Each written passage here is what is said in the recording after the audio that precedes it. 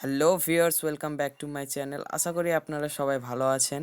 তো আজকে আমরা ডিসকাস করতে চলেছি লেক্সিস অডিও এডিটর অ্যাপটির বিষয়ে।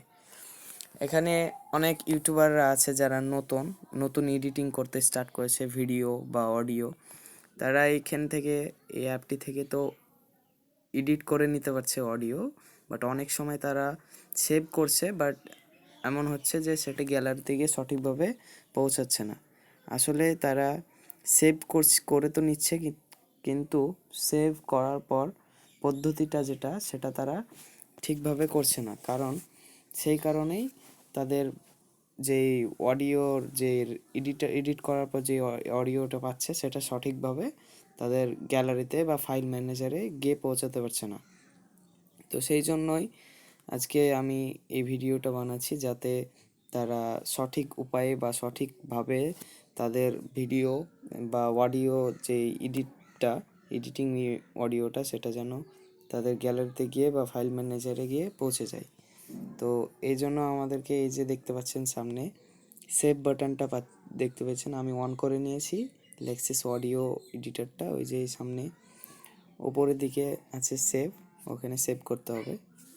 কারণ আমি আগে থেকে ভিডিও এডিট করে রেখেছি, আমার অডিওটা এডিট করে রাখা আছে। এই তো এখানে সেভ বাটন আছে, এখানে ক্লিক করলাম। এই যে নিচে যে সেভ বাটনটা আছে ওখানে আপনারা ক্লিক করবেন না। তার আগে এই যে যেখানে আপনার এইটা আছে নামটা, ওখানে রিনেম আপনার মন মতো একটা নাম রেখে দিবেন, যাতে পরবর্তীতে খুঁজতে অসুবিধা না হয়। সেই জন্য এখানে রেখে দিলাম অডিও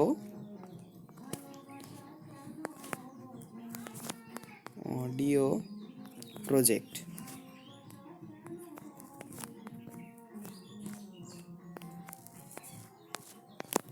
এটা ডান করে দিলাম, দিয়ে এই উপরে সেভ উইথ ফাইল ম্যানেজারে ক্লিক করতে হবে।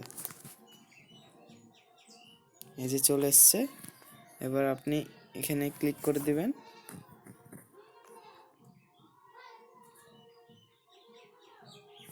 এটি ফাইল ম্যানেজারে চলে গেছে।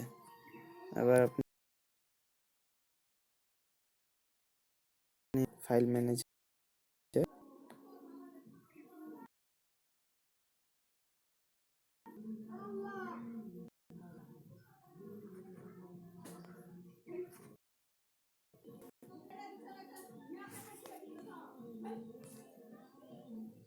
এই যে চলে এসছে আমাদের এখনই যেটা আমরা সেভ করলাম। তো এইভাবেই আপনারা সেভ করে নিতে পারবেন। এটাই হলো সঠিক নিয়ম, কিভাবে লেক্সিস অডিও এডিটর অ্যাপটা থেকে ভিডিও অডিও যে রেকর্ডিংগুলো সেটা আপনি এইভাবেই ফাইল ম্যানেজারে বা গ্যালারিতে নিয়ে চলে আসতে পারবেন। তো আজকে ভিডিওটা যদি ভালো লেগে থাকে তো লাইক, কমেন্ট, শেয়ার অবশ্যই করবেন এবং সাবস্ক্রাইব করতে ভুলবেন না।